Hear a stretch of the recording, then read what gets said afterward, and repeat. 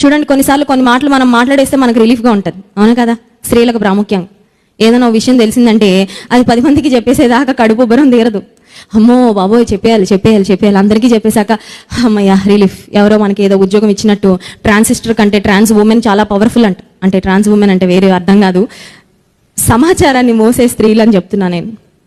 సమాచారాన్ని మోయాలి, చెడ్డ మాటలు మాట్లాడాలని, చెడ్డ మాటలు అందరికీ ప్రచారం చేసేయాలని. ఎవరో ఇంట్లో ఏదైనా కష్టం వచ్చిందనగానే దండోర వేసుకొని ఈవిడకి ఎవరో జాబ్ ఇచ్చినట్టు అందరికీ చెప్పేస్తుంటుంది. రేపొద్దు నీకు ఆ కష్టం వస్తే నువ్వు 10 మంది చెప్పుకోవాలని ఆశిస్తావా? రేపొద్దున నీ జీవితంలో అలాంటి నిస్సహాయకరమైన పరిస్థితి వస్తే నువ్వు కూడా 10 మంది నీ గురించి చెప్పుకొని నవ్వుల పాలు అవ్వాలనో లేకపోతే దూషణ పాలు అవ్వాలనో నువ్వు కోరుకుంటావా?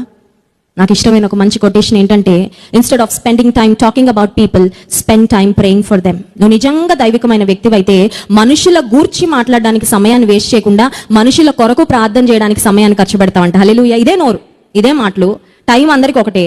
నీ టైము వేరే వాళ్ళ గురించి మాట్లాడడానికి వేస్ట్ చేయకుండా నీకు వాళ్ళ మీద నిజంగా ప్రేమ ఉంటే, నువ్వు మంచి రోజులు చూడాలని ఆశిస్తే, నీకు మేలు కలగాలని ఆశిస్తే, ఇతరులందరి కొరకు ప్రార్థన చేయడానికి ఆ సమయాన్ని పెట్టు. నువ్వు ఇతరుల కుటుంబంలో, ఇతరుల జీవితాల్లో ఏ మేలు జరగాలని నువ్వు కోరుకుంటావో ఆ మేలు దేవుడు నీ జీవితంలో జరిగిస్తాడు. హల్లెలూయా. నువ్వు